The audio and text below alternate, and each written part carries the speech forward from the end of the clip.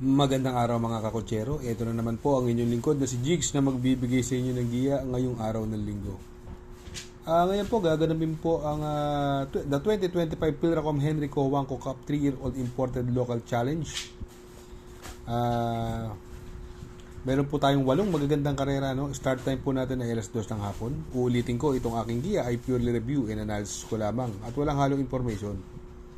Simulan na po natin. Race number 1. Pilracom Rating Base Handicap System Race Class 5 17 to 41 split. Distance is 1,400 meters. At dito po meron po tayo 8 kalahok. Dito no, unang pili ko po rito, numero 6 Brown Pirate, no. Sakay ni Mark Alvarez.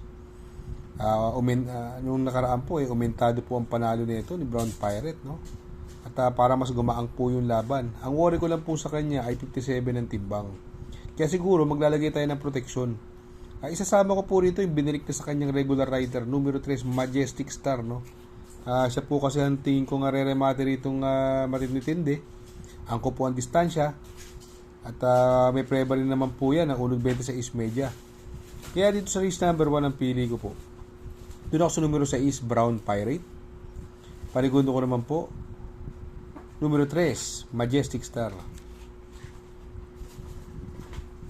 Sa race number 2, the 2025 Pilracom Henrico Wangko Cup 3-year-old Imported Local Challenge. Distance is 1,800 meters. At dito po may 11 kalahok. Dito na-scratch po yung ating undefeated na si Morally, no? Hindi siya nakasali dito.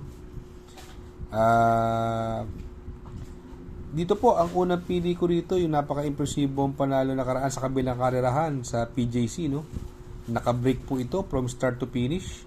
Numero 3, reverse merger. Napapatubayan pa rin ni Uno Hernandez. Magdadala po siya ng 56 sa timbang, coupled with entry with Buzz Rocket, no? Ito tingin ko mukhang magaling na kabayo ito. Napaka-impresibo po ng kanyang unang panalo. At tingin ko magbibigay ng magandang laban yung numero 4 Resonant na sakay ni Jeffrey Zarate. Ito nakaraan po segundo kay Shiver Me Pink. Nagpreba po ng 1.24 media. Angko po ang distansya, tingin ko dramatic talaga siya. Ito po yung talagang hinahanap niyang distansya, yung mahaba. Sa tingin ko siya matinding makakalaban ni reverse merger. Kaya dito sa race number 2 ang pili ko po dyan. Doon ako sa numero 3, reverse merger coupled with Buzz Rocket. Paligundo ko naman po numero 4, Resonant. Sa race number 3, Pilracom Rating Base Handicap System Race Class 4 42 to 56 split. Distance is 1,400 meters. At dito po meron po tayo siyam na kalahok. Dito po unang pili ko po rito, yung sanay na pong tumakbo sa karera, numero 5 Border Force. Itong si Border Force may 1.24 po yan sa 1,400 meters. At magaling po yan kay JR Sargent de Ocampo, si Border Force. Ang pangalawang pili ko po rito, sa tingin ko magbibigay ng magandang laban yung numero 2 sa si Charge the Castle, no? Sakay ni John Paul Guse. Ito si Charge the Castle laging in the money sa kanyang past few runs, no? Siguro kung magsasama po ako ng pandiado po rito, yung galing sa panalo sa kanyang maiden race, no? Yung numero 6 na si River Rose sakay ni Pabs Cabalejo. Kaya dito sa race number 3 ang pili ko po. Doon po ako sa numero 5, Border Force. Panigundo ko naman po, numero 2, Charge the Castle. At isasama ko pong pandiado, numero 6, River Rose. Sa race number 4, Pilracom Rating Base Handicap System Race, Class 3, 57 to 70. Another 1,400 meter distance at dito po may 8 kalahok. Dito, no, ang mga napipili ko dito yung mga bagong kabayo, no. Yung numero 1 Love by Strand. Ito si Love by Strand, no, nagpreba po ng 1.11 media sa PJC, no. At malayo pong nanalo yan, napaka-impresibo ng panalo. At ang tingin ko magdadala ng unahan po dyan yung numero 2 sa si Victorious Babylin. Masama lang po ang larga nung nakaraan. At pwedeng magbigay ng pressure doon sa numero 7 Can Caloquin. Ito second choice ko po yung numero 8 Tough Customer sa kay ni Jan Alvin Guse. May preba rin pong 1.11 medya yan at malayo rin pong nanalo sa kanyang unang barrier run sa PJC.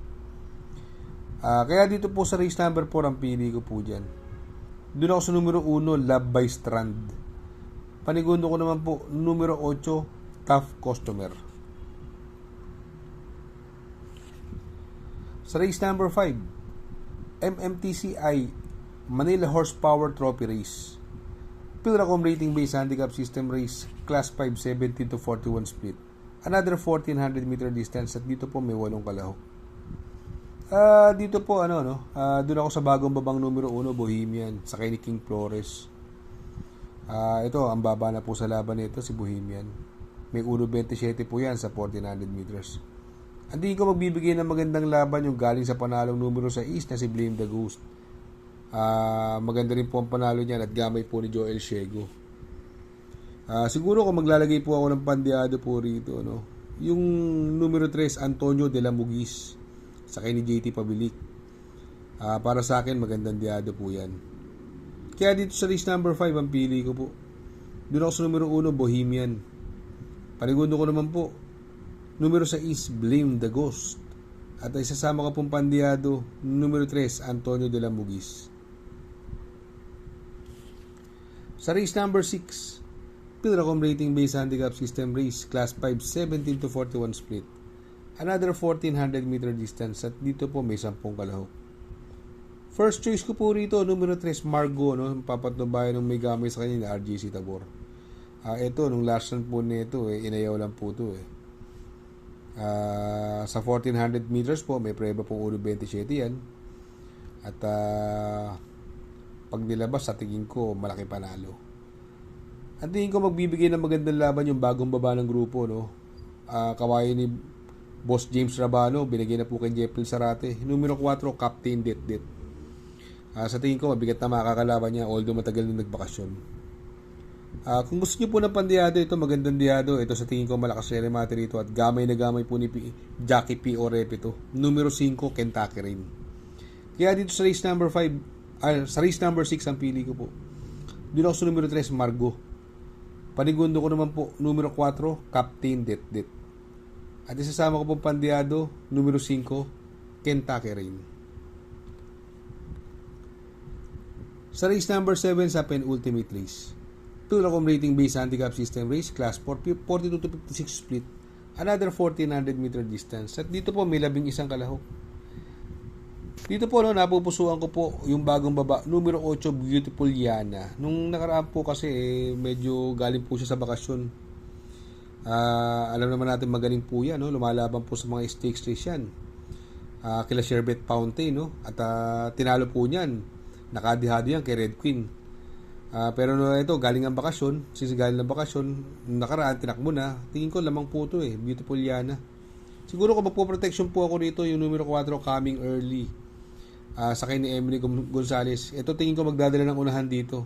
Pagka medyo nakapagpahinga to dito sa mga 2-3 kwarto sa tingin ko malaki panalo. Siguro kung magsasama po ako ng pandiado, yung galing din po sa panalo, yung nakadihado po, super long shot nakaraan po ito Yung numero 5, Houdini, sa kay ni Jackie A. Abrea. Kaya dito sa race number 7 ang pili ko po. Doon ako sa numero 8, Beautiful Yana. Panigundo ko naman po, numero 4, Coming Early. At isasama ko po pandiado, yung numero 5, Houdini. Sa race number 8 sa last and final race, Pilracom rating based handicap system race, class 4, 42 to 56 split. Another 1400 meter distance at dito po may 10 kalahok. Dito first choice ko po, numero G's Perfect Shot, sa kay ni JT Pabilik. Binalik na po sa kanya, magaling po ito sa kanya si Perfect Shot. Sa tingin ko po lamang po itong kabayong ito, Kaya lang since paratingan, kailangan natin magproteksyon. Siguro yung magpo-protection ako yung galing sa segundo nakaraan, numero 2, Lanzin Gray, sa kay ni Jeffrey Sarate. Maganda na po tinakbo nakaraan nito.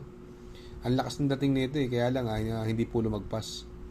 Kaya dito sa race number 8 ang pili ko po. Doon ako sa numero G's Perfect Shot. Panigundo ko naman po, numero 2, Lanzin Gray. Mega shoutout po, Mega shoutout kay Sir Mar Agkawili, from Ottawa, Canada. Ang greetings po galing kay Sir Marcelo Agkawili. Mega shoutout, sir. Shoutout nga pala kay Sir Pax ng Barkadahan OTV. Located po siya sa 1139 New Antipolo Street, Corner Vargas. Malapit lang po sa Abad Santos, yung bagong ginawang tulay. Very convenient and attentive po ang mga tao. Pwede po kayong mag-EV at party while betting on racing. Good luck mga kakutsero. Sana po matapat ang ating giya at yung mga nakasunod. Sana po ay magsitama po kayo. Ako yung makikiusap lamang at makikisuyo sa inyo na please like, share, subscribe, and hit the notification bell para update kayo sa aking mga giya. Good luck po and happy racing.